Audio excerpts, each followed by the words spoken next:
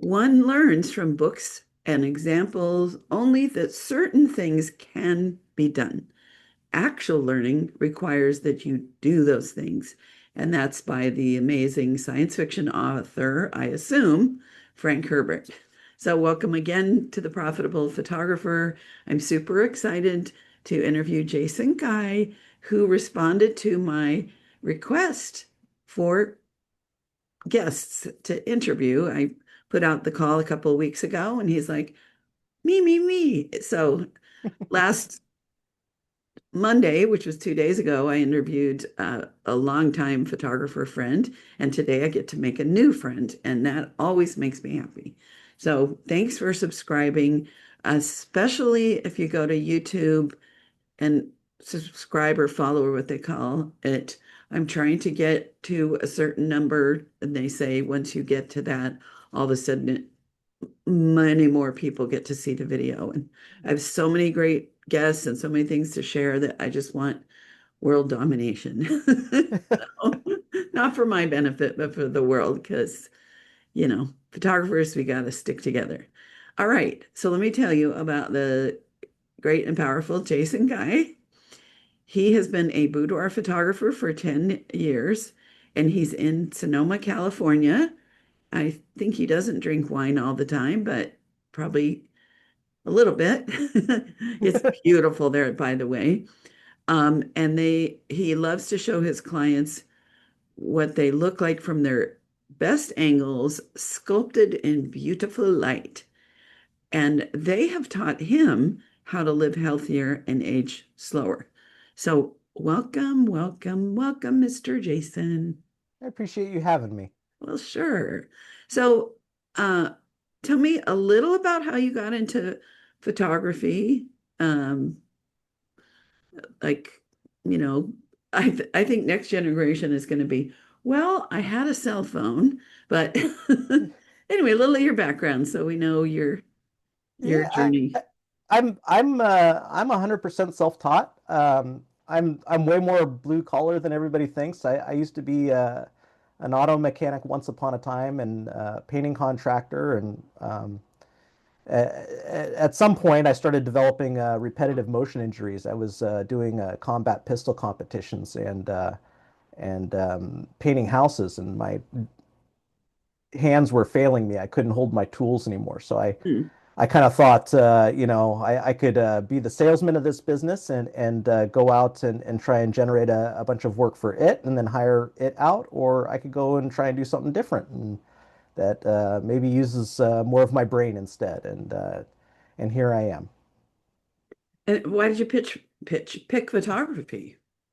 Well, I bought I think at the time I bought a camera and I was thinking about making how to YouTube videos for painting and stuff like that. And whenever I get interested in something, I crawl all the way down the rabbit hole, and I wanted to learn how to, shoot in manual and do all this kind of stuff. And then I started realizing like, I to get good at video, I should really get good at photography because the fundamentals are kind of there, and I could learn, how to expose correctly and all this kind of stuff. And then I just started, exploring the photography and didn't look back.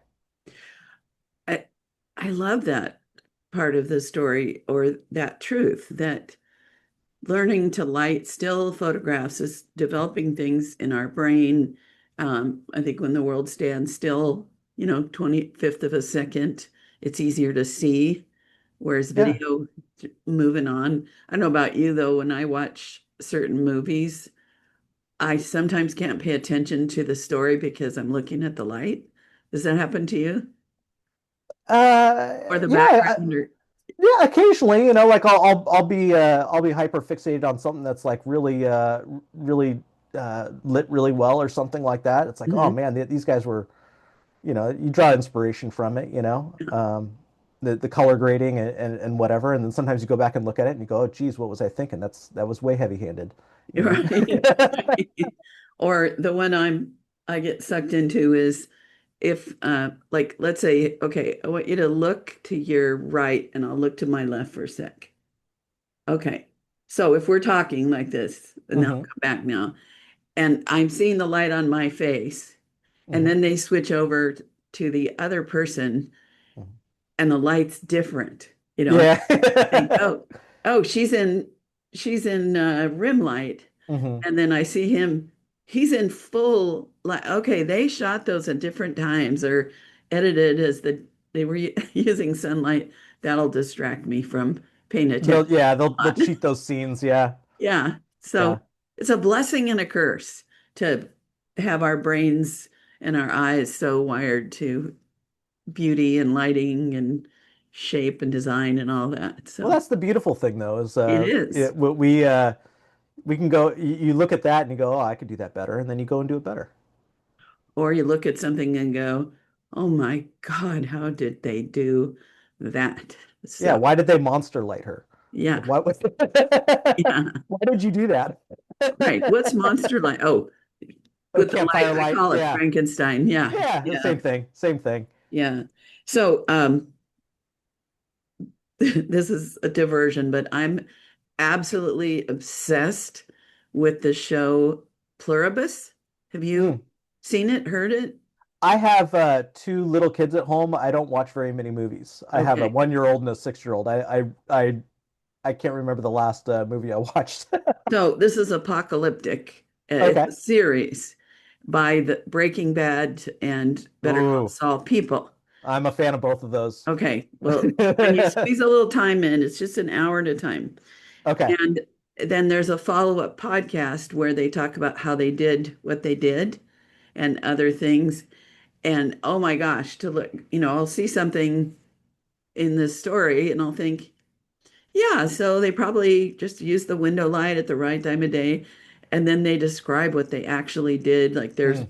one thing where a hand grenade goes off, and it's fascinating to me to discover how much we're not supposed to see behind the curtain and what goes on. So anyway, I early when I was dabbling in photography, I went and helped out a commercial photographer, mm, and they were doing ad campaigns for big retail stores that you would know, So it's kind of commercial photography, like what you would think of as maybe like boring photos that were selling these products and stuff like that. But they all looked uh, to me kind of boring, natural light and all these kinds of things. But the setups that they would do to get this dining room table set or something like that. They would rent a house and there would just be there would be, 12 people on set there to create, 6 to 8 photos for the day. yeah. And this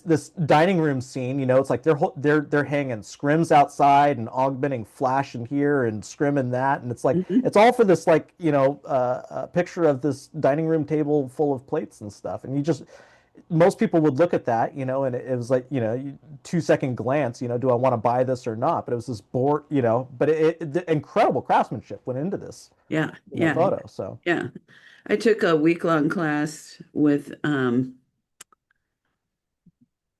sometime his name's going to pop into my head. He was one. Um, anyway, it through the California West Coast School organization that's affiliated with PPA, and he's a commercial photographer, and lighting is his thing. And what I learned, like he has this big studio you can drive literally a Mack truck into. mhm. And we did an early morning shoot when it was still dark in front of a bar over at a beach area with a motorcycle. And seeing all the things that he did that you're talking about convinced me I did not want to be a commercial photographer, that I was on the right track doing portraits. I might have still been doing weddings back then as well, but weddings, portraits, yeah, that's, and besides, I don't really care about lighting a motorcycle perfectly. It was fascinating and fun to watch, but yeah, no. Different animal, definitely a different animal, huh? Yes. Yeah. So, why boudoir photography? Uh, why not? I mean, Well, I'll give you a uh, few reasons. oh, okay, go ahead, shoot me. Uh, People are self-conscious, women, uh, the few sessions I've done, it was pre-digital, so we couldn't Mm, do any digital dieting. We couldn't tuck the chin in. We couldn't do those little things that if I posed them right, um, I wouldn't need to do that. But I found it so hard compared to photographing kids that are just not self-conscious, cute as heck. Sometimes they're stuck in the cheese face. I hmm have to get that, you know, worked out, but it's so much easier than and and I do love women and I think women's bodies are beautiful. Fine art photography with women, that's something I've done for fun, and it's women that are already models that are comfortable, but I Yeah. just found it really stressful and uh but I did weddings and kids, and some people would rather jump off a cliff than photograph kids. So it's all it's all in our own what we're drawn to. But It sounds like we kind of maybe so you list off all those things. All of those reasons are the reasons why I got into it because it was the hardest. So I was looking at portraiture and I I was telling you I was kind of helping out some commercial guys and I was trying landscapes and trying to figure out what I wanted to do because I was like, I think I could make money doing this, but mhm, where does money come from? Well, money comes from people, and you could, try and sell somebody a landscape in their house, or you could try and sell them photos of themselves. And so Boudoir for me in the beginning was a training tool actually that I was mhm, using to try and get better at posing pictures. Because when I first started, I got friends and family in front of my camera, and I was noticing that they were giving me like the fearful body language, and I didn't know how to direct them to make them feel comfortable. And I would come across a lot of photographers that would say, "Oh, I had a shitty client. They were hard to work with, but I did as good as I could for that." And I never liked that mindset. mhm, I wanted to know what to say to the average day,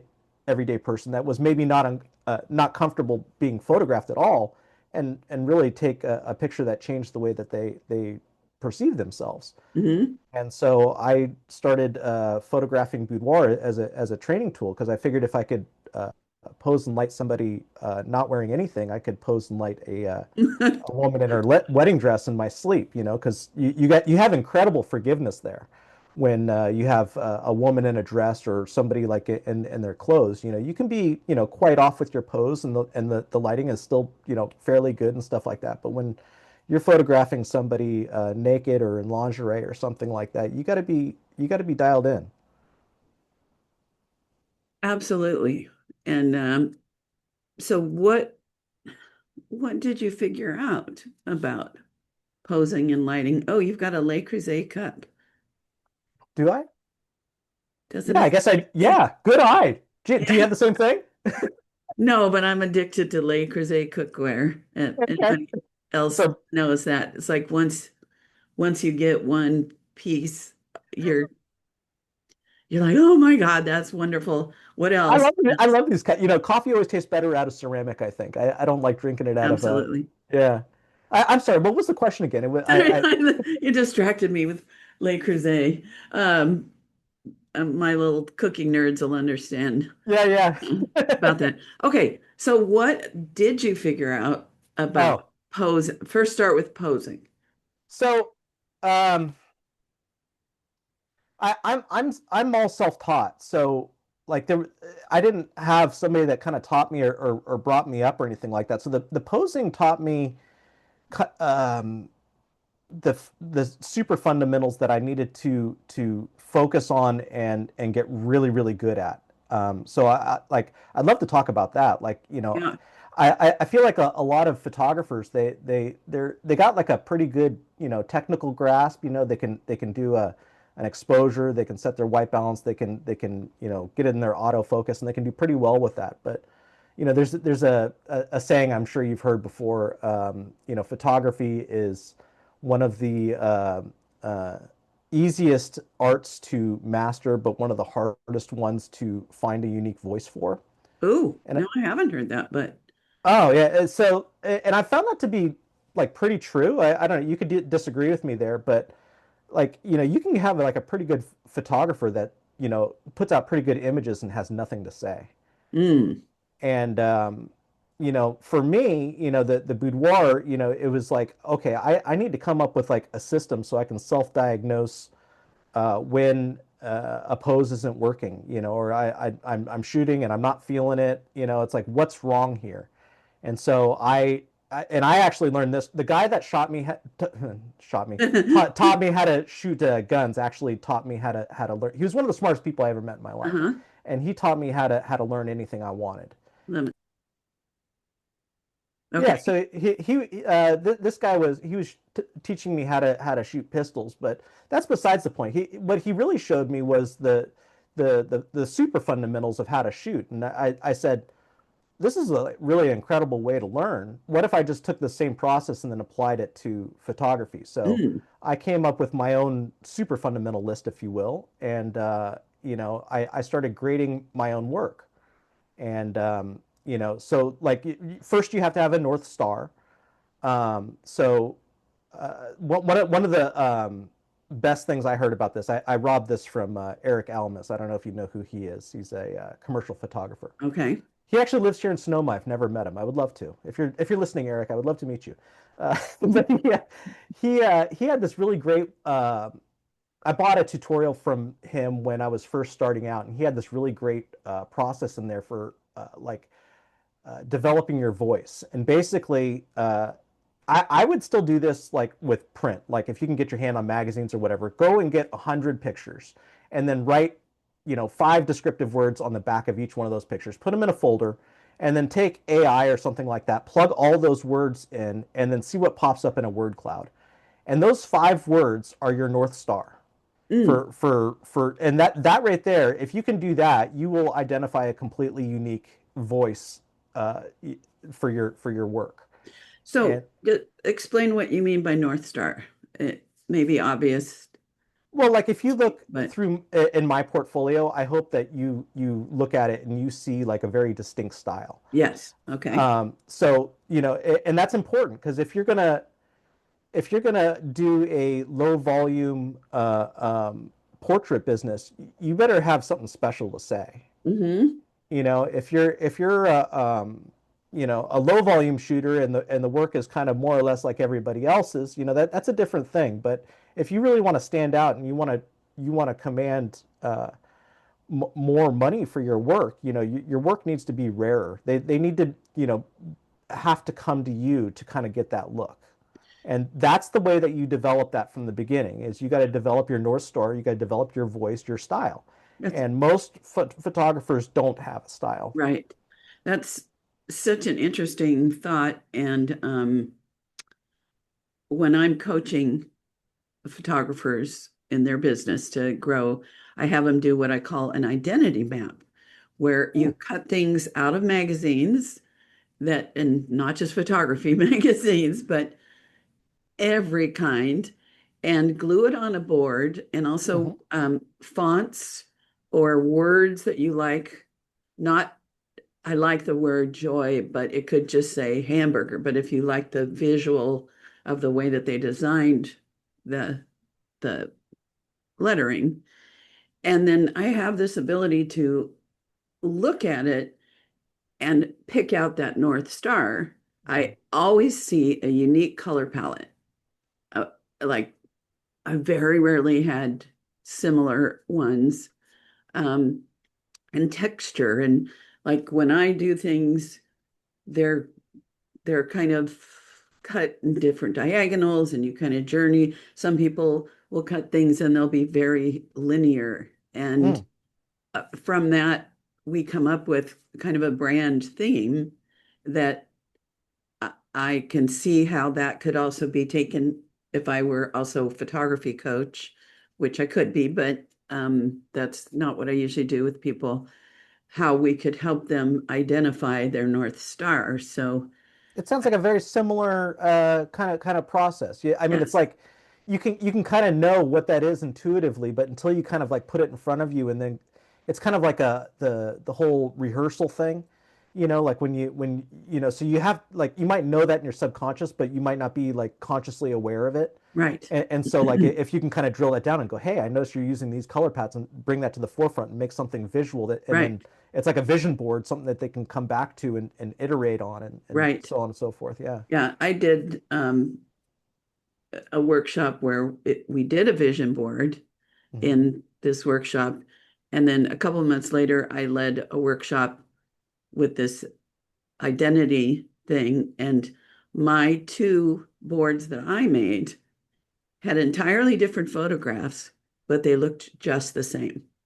You Mm. know, the little Buddha spiritual something was up here, certain flowers were over here. Hmm. Now, what I love about what you said that I hadn't ever created as an activity for people is to take those things and intentionally make some art using those elements. Like one of my clients, she liked small, ruffly flowers Hmm. and certain textures. And I could see her intentionally doing a photo shoot where she went to places that had flowers like that, did studio work where you made a dress in that theme or something. So I love Yeah. Style it with that. that then you style your work. I was doing it Yeah. mostly to help with people's branding because I Hmm. knew there would be an innate consistency. Hmm. Uh, if their branding picked up those elements, their photographs, you know, would fall in line with that. But oh, I love that. Okay. Yeah. So, North Star. Um, so what was our actual my question on that? Oh, what did you learn in boudoir? Oh, posing, lighting. I don't know. Where Did I did run? I ran off into the weeds there. I didn't yeah, answer your yeah, but question. I love those weeds. They were pretty little weeds. All right. So is there a few tips about posing boudoir subjects that you can share? Sure. Like so for me, I with what I do, I'm trying to make, women look attractive and sexy and that kind of thing. So uh, some of the words that immediately go to mind is like I need to embellish her curves, I need to embellish her hourglass. So anything that kind Mm, of brings me um, embellishes that more, shows off more of her curve, does any of those kinds of things is going to be a plus. And that's different for everybody. I can't just say like, hey, when you get somebody in front of your camera, do this. Like everybody, I'm posing each person as a unique individual. There's some women I get in front of me and they might be like crazy, really, really thin and they have no hips, so like I got to build a curve onto her hip to make her appear more feminine, So to mm, do that, I'm going to actually pose her to make her look more curvaceous and larger. Whereas if I get somebody in front of my camera that's maybe holding on to a little extra weight, she's probably not going to want her butt to look bigger. She's probably going to want me to make her look a little bit smaller and a little bit more trim. So I'm going to push those. And anything that's brought closer to the camera is going to get emphasized, and everything that's got brought away from the camera is going to get de-emphasized. And you can mm, leverage your perspective with that. So right. I get a curvier girl in front of my camera, I'm going to ask her to probably push her hip back for me. Hmm. If I have like a girl and she has like straighter hips or not a lot of curve going between her hips and her waist, I'm probably going to pose more curve onto her hips to embellish that hourglass shape and those curves. Right. So that would be like a really key part of posing. Yeah. So I train all of my clients. They do their hair and makeup, and then I spend 10 or 15 minutes with them explaining um, Jason's rules of posing, Mm. and then from there, I just overload them with information. I don't expect them to remember all of it, but it kind of gets them accustomed to where my brain's at and kind of the cues that I'll give and how I direct and stuff like that. Yep. So I overload them, and then did you have something? Yeah, I have two Yeah. comments. If you haven't listened to Alicia Haskins, she is a Black woman who has a program teaching people how to photograph Black women Huh. Okay. because the relationship to curves is different. Uh-huh. And I had an experience with a Brazilian woman where I liquefied her tushy because it was a little too big in my, you know, what I experienced. I thought she would think, oh, it's too big. And when she saw this beautiful portrait, she said, oh, I love that one, but my butt's too small. So it's a it's probably been 2 years. So if you look back, um, everyone that's listening and Jason, I think you'll learn some tips on that. But the other thing I wanted to say that I know you know this intuitively, and you probably know it for real, is that for some reason we consider symmetry beautiful. Mhm, So as photographers photographing the face, a symmetric oval is universally standard, um, pleasing to mhm, humans. Not that rounds and squares and all the other shapes of faces mhm. aren't, but it's just so interesting to me how anthropologically we have these preferences. And some people might be like, okay, this is it, Lucy, you're absolutely wrong. And why are you mentioning this? I just find things like this kind of fascinating, like why?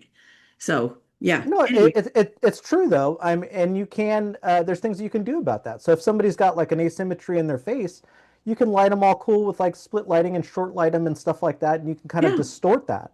That's something to acknowledge and iterate and improve upon for that person. Like do that person a solid. If they have, I've photographed people like that where their eyes, aren't like perfectly straight across or something like that. mhm, As soon as you put them off to an angle and you short light them and put them in this cool lighting, you don't even notice that because the whole right, thing's off kilter. right.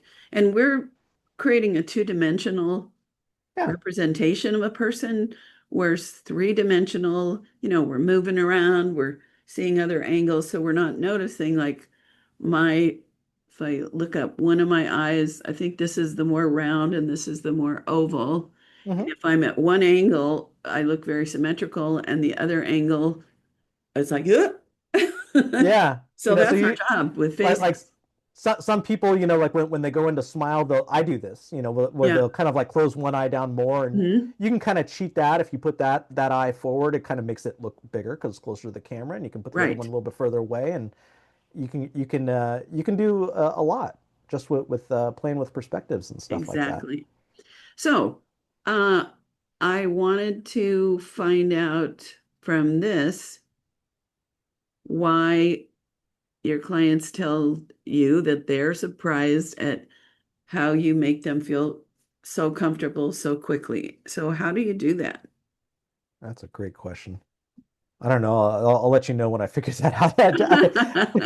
I have I hear that a lot, and uh, honestly, I don't recommend a lot of men do this, but my brain is just broken in just the right way. I'm really just interested in trying to create the best photos I can for them, and like show them and how to pose and communicate with them, like what I need from them, show them the back of the camera.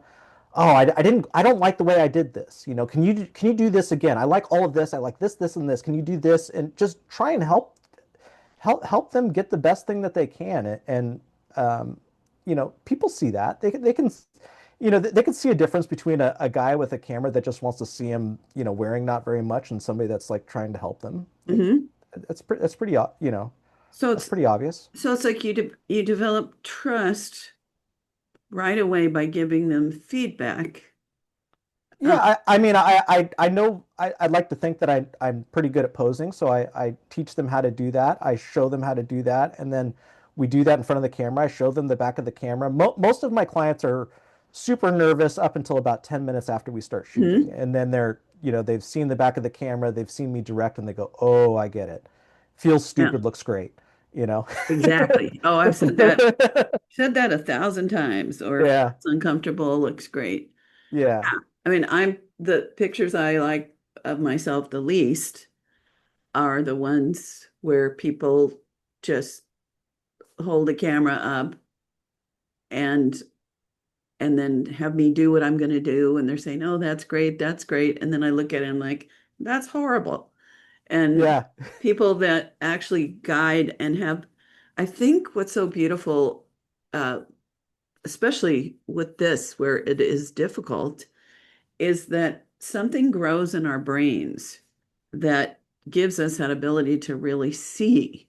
So learning to see that symmetry or the asymmetry, see where that light, if you put that light right there, how that's going to impact images. I saw a photograph on Facebook. It was a studio portraits, and I was like, and this is a great successful photographer, but the there was some shadowing in the eyes Hmm. that I was like, didn't he see that? And what I could see is that the highlights were too hot. This was studio. So then it was making just the faintest shadow. But I Hmm. wouldn't have noticed that. You know, you don't know what you don't know until you know it.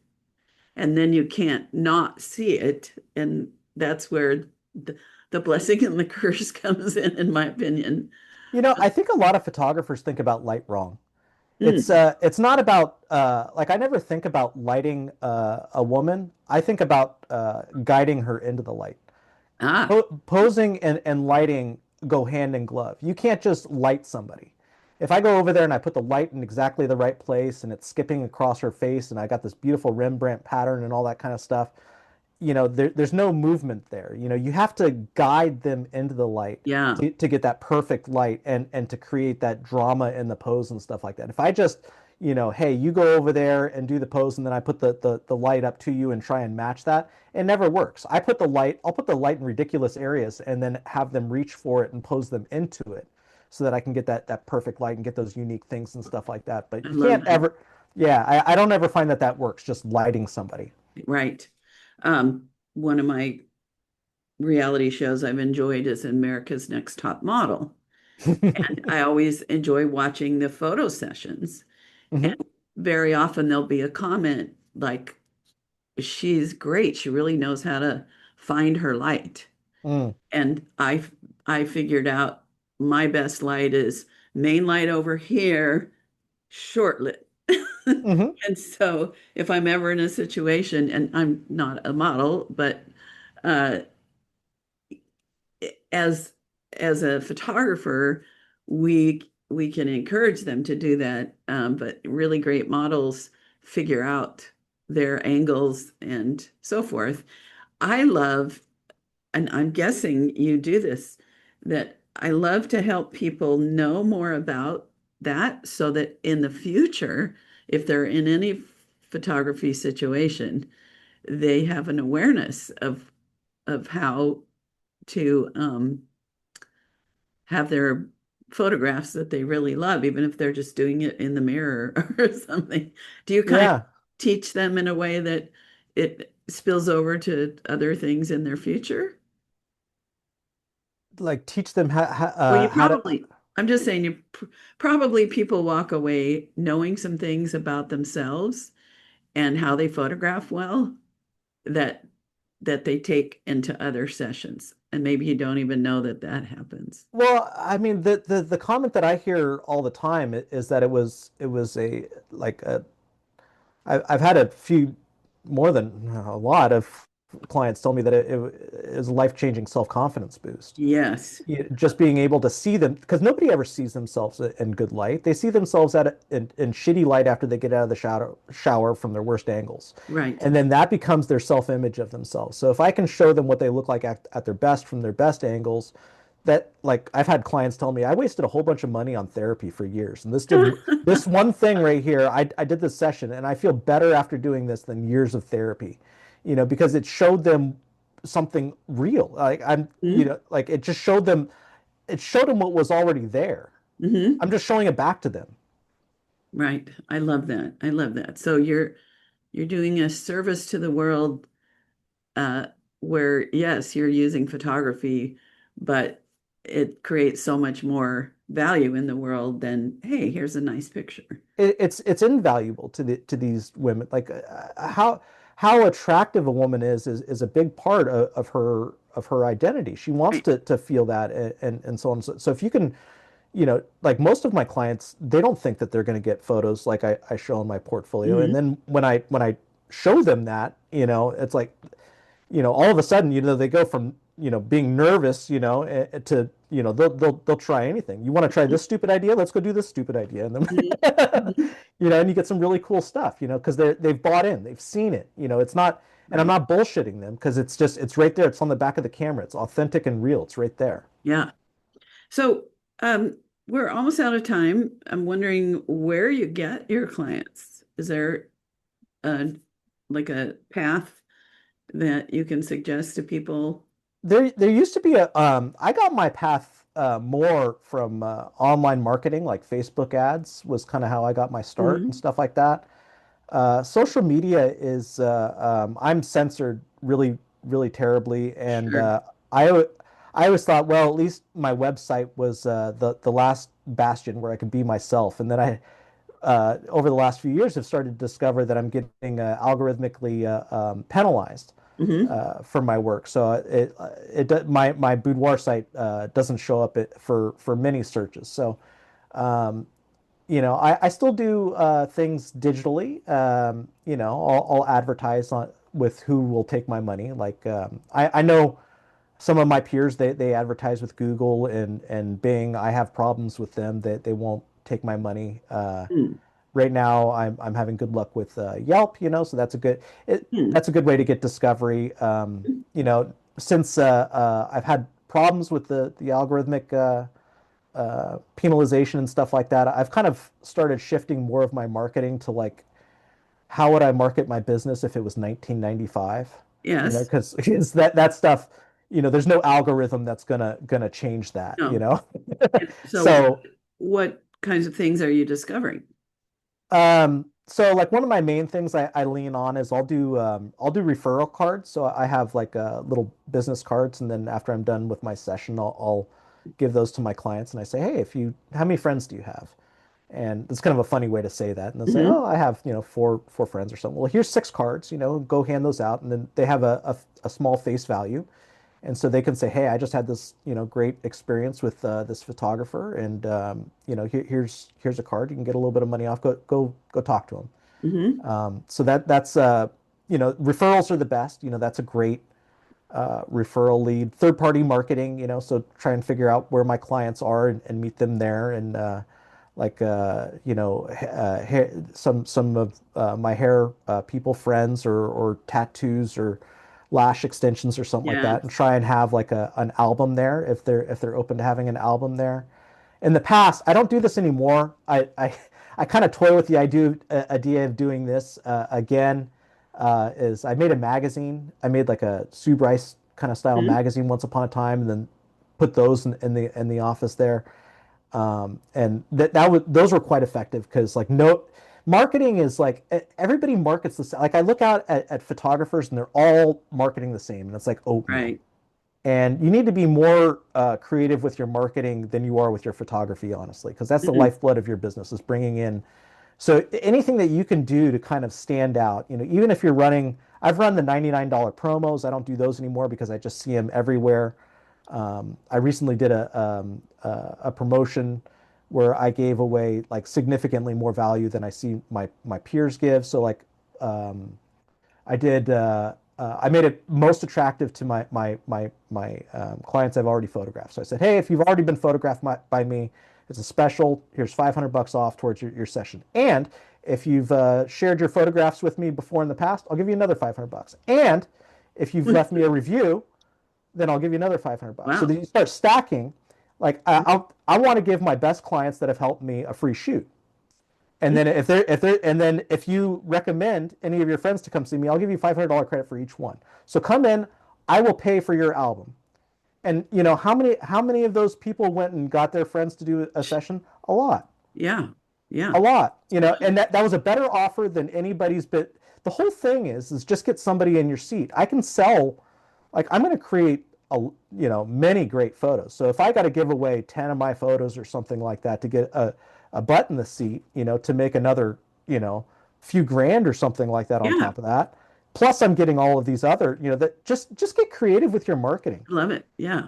I've often thought that if I were doing boudoir, I'd reach out, maybe it would be a Facebook, maybe it would be where I did charity events or just what you're talking about with Hmm. just referrals, women in uniforms, nurses, fire people, police officers, uh, anybody that wears a uniform, because every day they're not seeing themselves the way that they uh, should know what they look like. Does that make sense? That That would be really smart because I mean immediately I hear that and I hear your angle, which is fantastic, and all of those women have money. yes. So that's my gift to you, Jason, as a big campaign.